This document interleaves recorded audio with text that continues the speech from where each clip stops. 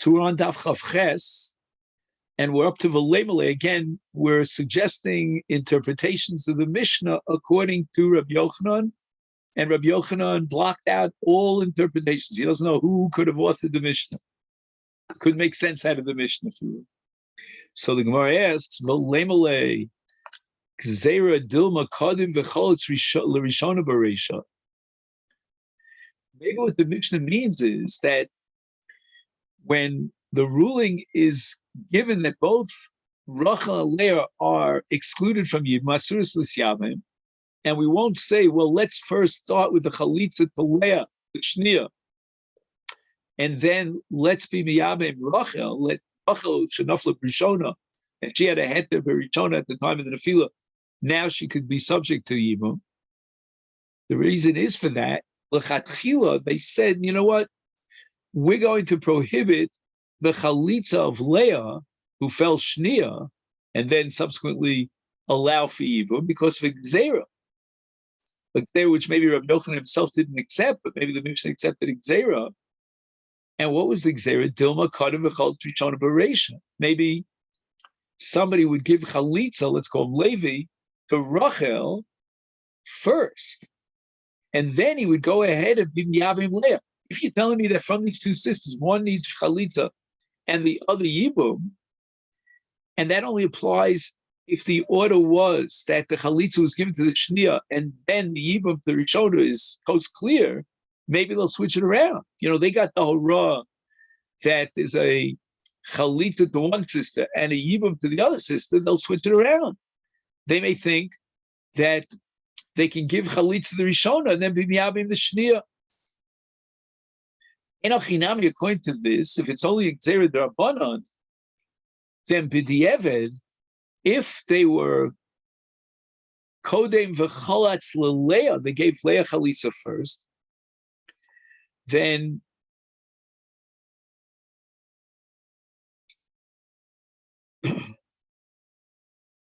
so again, let's just go. The reason why the Mishnah prohibits Yibum for both of them L'chatchila is because of this gzeira, that they may switch around the order and start with a chalitza to the Rishona, meaning to Rachel, and then think that there's Yibum permissible to Leah, which is not so.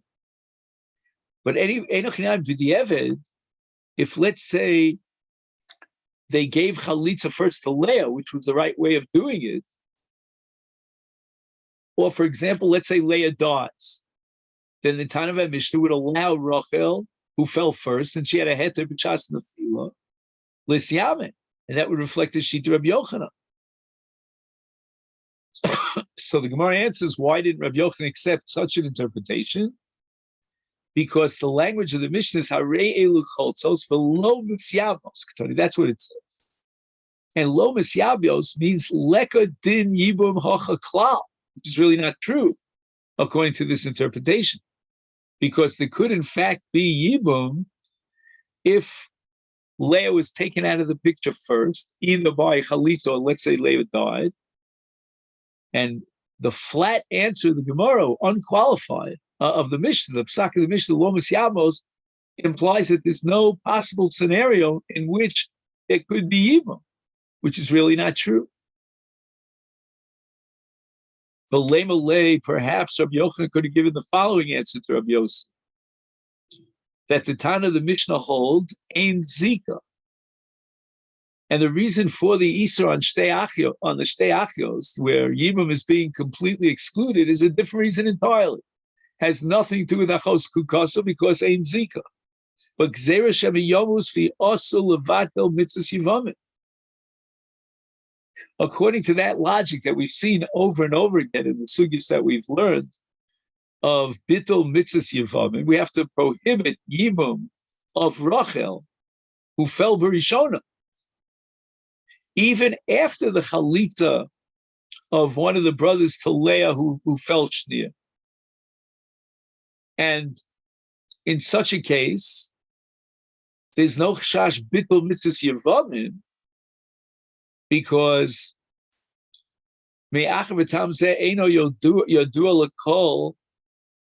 Choshu chacham shem yatiru liyavim achar chalitza, shem yavo lahatu liyavim gam kodem chalitza. Again, we go back to that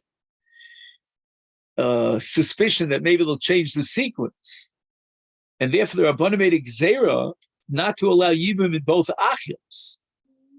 But if, for example, Leah dies, she was the one who fell second, then Rachel, who fell first, muteres l'syamin, because the reason of Misa is very well known.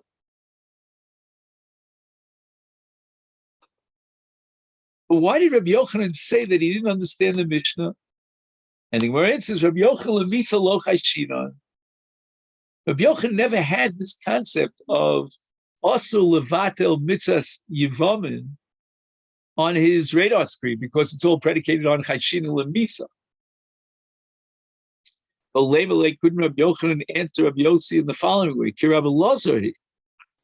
Maybe this Mishnah reflects the Shita, which is quoted on Daf Kuf Tes at the end of the Masechet in the name of Rabbi Elazar, and we're talking about a case of someone who was Megaresh, he divorced his wife, he remarried her, and then he died.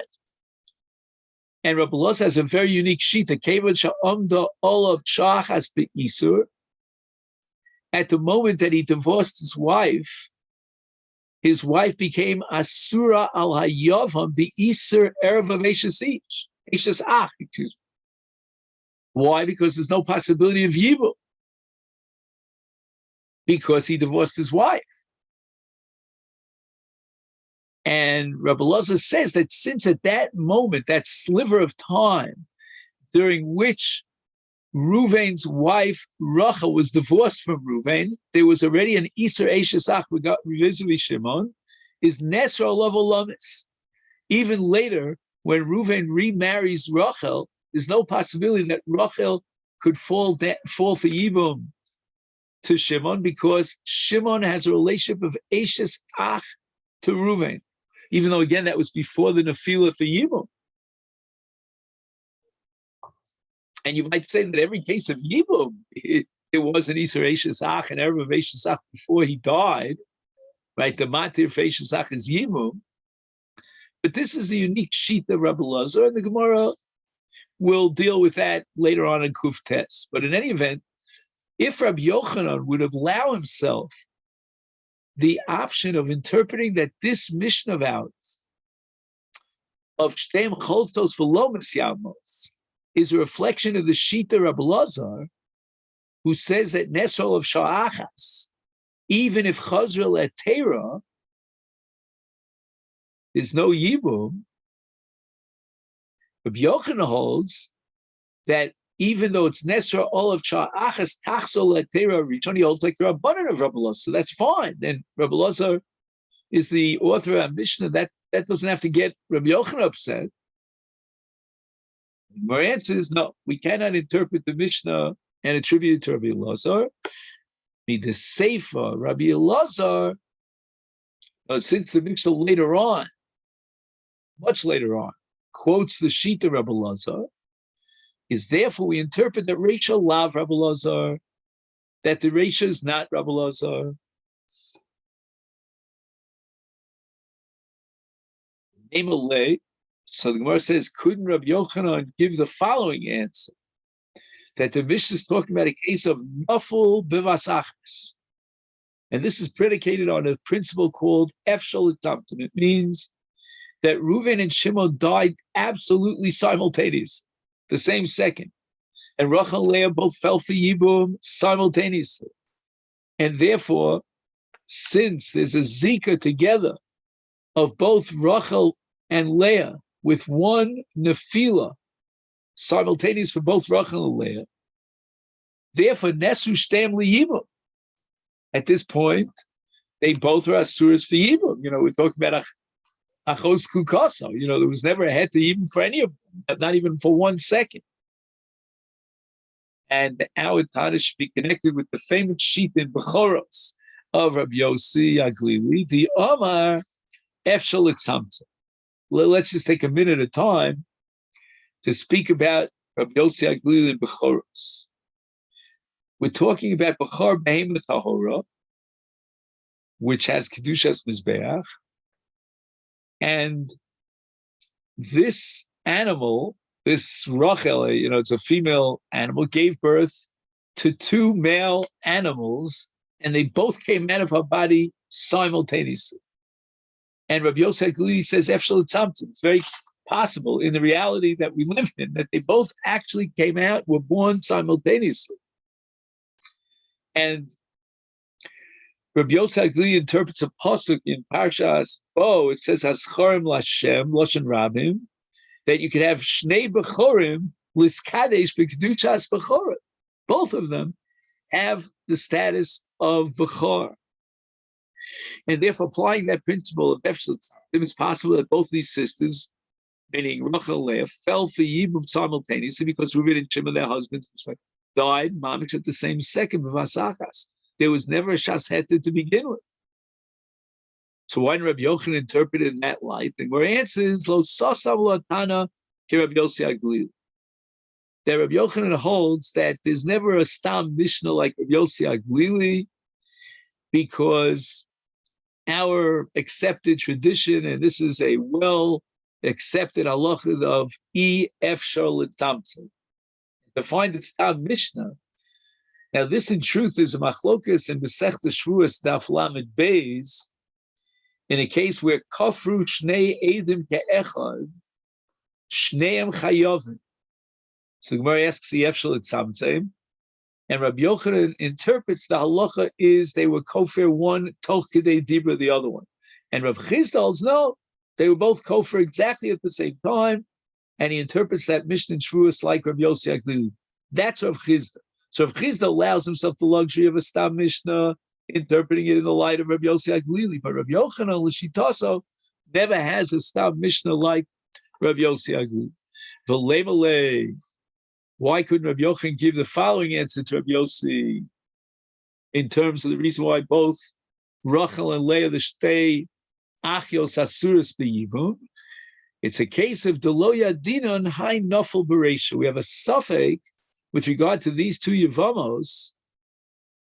Who died first? Did Reuven die first, and therefore Rachel fell for Yibum first, or did Shimon die first, and Leah, his wife, fell for Yibum first? And because of the suffix, therefore we have to prohibit both of them for Yibum. So that means that even after the chalitza of one of the two sisters, you're not allowed to be miyabim. There's an Isa Yibum on her sister because of the suffix.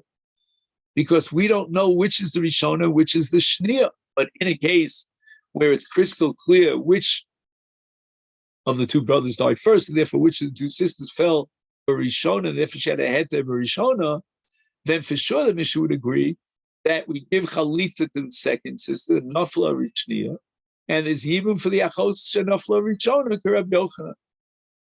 So Gemara says, Yihachi, if you're telling me the Mishnah is talking about a case we don't know who died first and which one of the two Achos fell for Yibum first, Hainu de Ketani Kadmu Vekantsu Yotziu.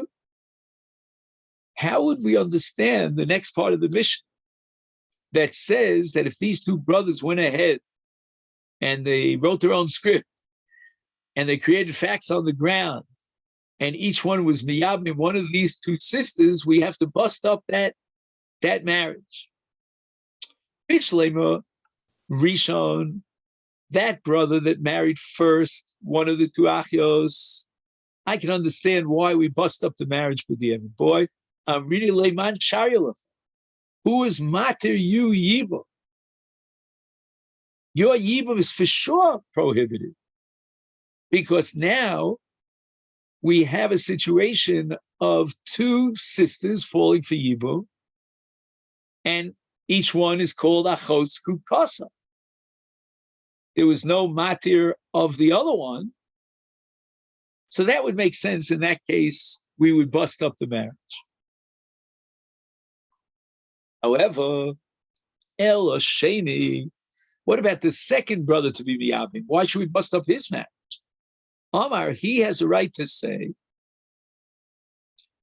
Avrai Shnia Yibem. My brother who did the first Yibum, he was miyabim the shnia. That was the one who fell for Yibum. Secondly, the one that I'm being miyabim, or I was miyabim already, created facts on the ground. I'm not rishona miyabim. I was miyabim the first one to fall for Yibum, which again is chazra letera rishon. And the difference between the two arguments of the first miyabim and the second miyabim is that when the first miyabim is miyabim, it's a situation of achos zukukasa. Both of them have a zikas yibum, these two sisters. But in a case, but if we want to put an argument into the mouth of the second miyabim, well, at that moment in time, there's only one zika, because the first miyabim was already mafkir the zika. The only thing you can talk about is that maybe he's marrying the shnia and not the rishona. We don't know which is the rishona, which is the shnia, but he has the right to say, no, I'm marrying the rishona. And she had a head teira b'rishon. We can't bust up the marriage.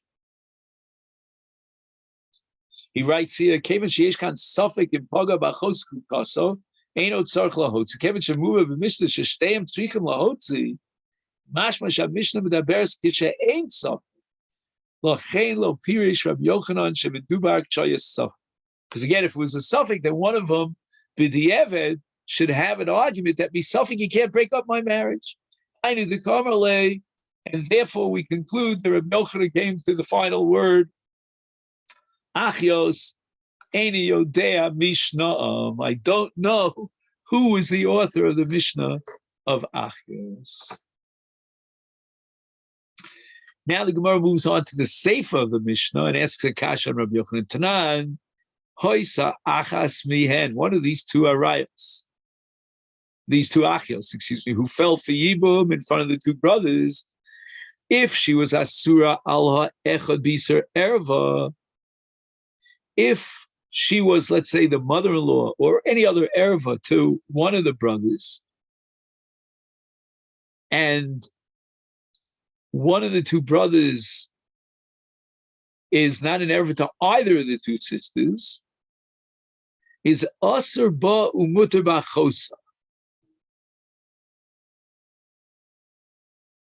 The one brother to vis-a-vis whom one of the two sisters was chamosa or any other erva, he could be miyabem the other sister. Vasheni, but as far as the other brother, to whom there's no erva relation between either of the two, Rachel and Leah, is asur b'shteya, because then we have achos kukasa. But in the relationship to one brother where one of the two sisters is an erva, she doesn't fall for Yibum at all, and therefore there's no achos kukasa. He could be miyabim the other sister. And again, keep in mind, this is not Taras erva, because Taras erva only applies when one brother dies and he leaves two wives. Here we're talking about two brothers who are married to two sisters. So the Gemara says the following. Salket, I think at this point, we understood that the Mishnah is talking about Nafla Chamoso Tchila. That means that the erva fell for Yibum first.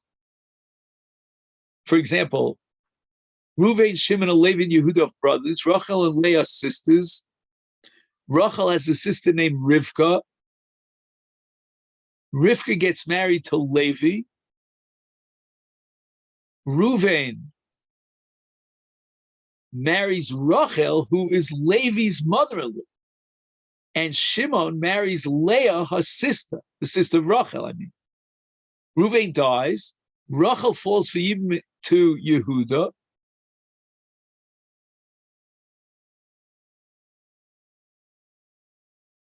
And as far as Levi is concerned, Rachel is asura b'Yibum because she's his mother-in-law. And to Shimon, she's asur because of achos ishna. So the only one who could be miyabim her is Yehuda. Now Shimon dies, and Leah, his wife, falls for Yibum. And that's clear from the Mishnah that as far as Levi is concerned, he could be Miyabim Leah. She's not Achos Kukasa because Rachel, her sister, is his mother-in-law. So she doesn't have a Zikas Yibum. Now, as far as Yehuda is concerned, both of them are Kukoslo. There's a Zika to both of them, and therefore he's also B'Shteim. So the Gemara has the following kasha. According to Rabbi Yochanan, why are you telling me that Yehuda is also B'Shteim?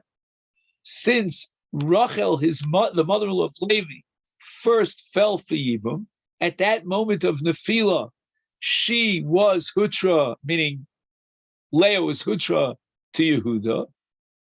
It's therefore Leku Chasam, let Levi, who is the son-in-law of Rachel, who fell first, get up, Uliyabim Hach, he could be Miyabim Leah, who fell Shnia.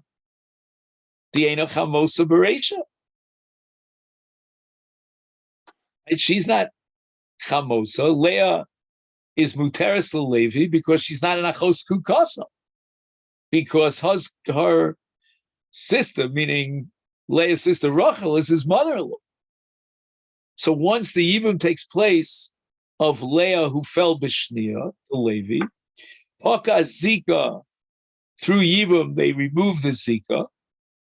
And now Rachel, who fell Barishona, should be Muteris for Yibum to Yehuda. Because she was Muteris B'Shas Nefila. And that's the application of Rabbi Yochanan's principle of Choseres Latera Rishon. Is Tehevi Chamoso Legabi Idach Ki Yevama Shehutra. The status of Rachel, who's the mother-in-law of Levi, as far as Yehuda, the Yavam, is concerned, second Yavam, is Ki Yevama Shehutra, meaning at the time of the Nefila of Rachel Betchila, she was Muteris to Yehuda for Yima, because she's not Chamoso. And then when Shimon dies later and Leah, her sister, falls for Yibam, Nesra, then she becomes Asura because Vachos Kukasa. But then Levi is Miyabim Leah, and then that removes the Zika, so it's no longer an Isra Vachos Kukasa, it's Chosra Hutra. Now Yehudis again has a heter for Rachel, so he should be allowed to be Miyabim Rachel. Achzor Le'Tera Risha, Rachel should go back to original heter. And yet the Mishnah says clearly that Yehuda is enjoined, he's blocked from Yibam B'Shteim. And even in Rachel, who fell for Yibam first, and she was mutter to Yehuda at that time, we're not going to apply the principle of Choseres Le'Tera Rishon. And that's a kasha on Rabbi Yochanan. I mean, the Rishonim want to ask, is it good according to Rav? But anyway, Omar of Papa, you misunderstood the Mishnah.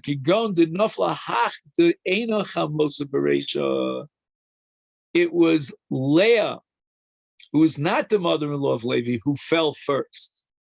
In other words, Shimon died first, and Leah, his wife, fell for Yibum in front of Levi and Yehuda, and he muteris lahem. Then Reuven died, and Rachel, his wife, fell for Yibum. So now Yehuda is Asa B'Shteim, but Rachel Ubaleah, because both was Kukoslo and Asura love Bishum Achos Kukasa. Levi, on the other hand, since Rachel, his mother-in-law, is not Skukalo, he's allowed to be Miyabim Leah. So therefore, even if Levi is going to be Miyabim Leah, who fell Brishona, and she's not Chamoso, and he's going to be Mafkir the Zika from Yehuda, nevertheless, Rachel Chamoso Shel Yehuda cannot fall for Yibam to Yehuda. I mean, she can't have a head to Yibam for Yehuda, because immediately B'Shas Nefila, she was Neseres Olam. So there was never a Shas Heter at all. Therefore, she's a Surah Olamis, even according to Rabbi Yochanan. Now, the Mishnah has a tradition of Rabbi Eliezer, Beit Shammai Omrim Yekaimu, Beisil Omrim Yatzir, that if they created facts on the ground and they went ahead and they were miyabim these two sisters, then according to Beit Shammai, we could allow the marriage to continue. And the tradition that's quoted in the name of Rabbi Eliezer is that Beisil say Lo Yotzi. However, Tanya, we have a little bit more of a complicated transmission, a different transmission in a brisa. Rabbi Eliezer Omer, Beit Shammai Omer Yekaimu, Beit Hillel Omer Yotziu. However, Rabbi Shimon Omer Yekaimu, meaning even according to Beit Hillel Yekaimu. Abba Shol Omer, Kal Hoyo Lehem LeBeit Hillel B'Davar Zeh. There was a kula of Beit Hillel, Shebeit Shammai Omer Yotziu, just the opposite tradition of Beit Hillel Omer Yekaimu. The Gemara asks Rabbi Shimon Keman. Rabbi Shimon holds that Yekaimu. Who's he going like? Which of the Tanoim? Ike Beit Shammai. According to that tradition, that Beit Shammai holds Yekaimu. So then he's basically reiterating Hainu Rabbi Eliezer, who holds that according to Beit Shammai Yekaimu. So what is Rabbi Shimon adding? Ike Beit Hillel. If Rabbi Shimon is telling me that Beit Hillel holds Yekaimu, the exact opposite tradition of Rabbi Eliezer is Hainu Abba Shol. He's not adding anything to Abba Shol. And where it says Hachi Kamo, Rabbi Shimon wanted to say, everyone was molded that Yekaimu. The Mishnah says, Haisa achas mihen asura ala echad, iser erva. Is asur bo mutar bachosa. Right, it's not a chos kukaso because the other sister is an ervatin. Vasheni asur b'shteihem, because for the other brother, it's a chos kukaso, because both of them are kukos. So whereas the kasha tanina chanazimna, we already had that in the Mishnah back on Daf Chav. Achosa, the sister of an erva, kshi vimta, when she falls together with an erva for yibum, is olcho letzes omisya bemes, which is exactly what we have in our Mishnah here, that also bo mutar bachosa. So why did the Mishnah have to repeat itself? Tzricha. Now the Gemara is going to go both directions. We need both Mishnayos. Diashmin and Hasam.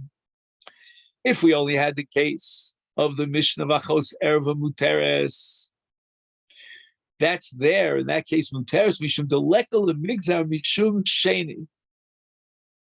In other words, it's a case where they fell, the two sisters fell for one in front of one brother. There were only three brothers, and therefore, Achos Muteres, we don't have a Gzera that the just one second. Diashmin and Hasam there because Lekel Migz Mishum Sheni.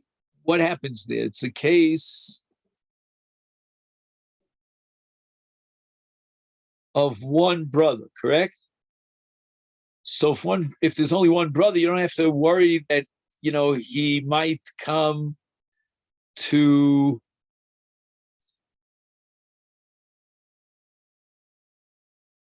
just one second. The lekel of migzar mishum sheni. Let me take a break for a second. So since you're talking about a situation where if there would have been another brother and you're allowing one of the two brothers to do yibum, then there's a gzera perhaps that we might be suspicious that the other brother will do yibum. But here in that Mishnah, we're talking about only one brother, and therefore we can allow yibum because there's no room for gzera that the wrong brother would do yibum. But here we're talking about a case where there was Reuven, Shimon, Levi, and Yehuda, so there are two brothers. Equal a migzar, mishum sheni. We're afraid that if we allow one brother to do yibum, maybe the wrong brother will do yibum, and therefore we should prohibit yibum from both of them. So that's why we need our Mishnah to be mora hora, that even in the case of two achim, one of them is allowed to be miyabem, the sister of his erva, and the other is prohibited from yibum in gans. Yashmin and Hacha, if we only had our Mishnah here, and the Mishnah says achos erva muteres, that's mishum dafka because there are two brothers, and li echad mehem muteres, de ika sheni de kamuchach. Dafka because there's another brother, and vis-a-vis the other brother, both sisters are asuras lo midin achos kukaso is therefore called muchach. So we see clearly that there's an iser of yibum called achos kukaso. Aval Hasam, where there's only one brother, the leka sheni, and one of them, of the two sisters, is mutaris b'yibum. There's no indication here. We haven't yet waved the flag and publicized that achos kukaso is asura. Is emalo. Maybe we would say that the alma, in other cases of achos kukaso, they're going to come to be mata yibum. They don't realize the lumbus here that she's not really achos kukaso. It's true. Therefore, we need both. Okay, then, and this is where we're up to here on Chav Ches Amid Aleph.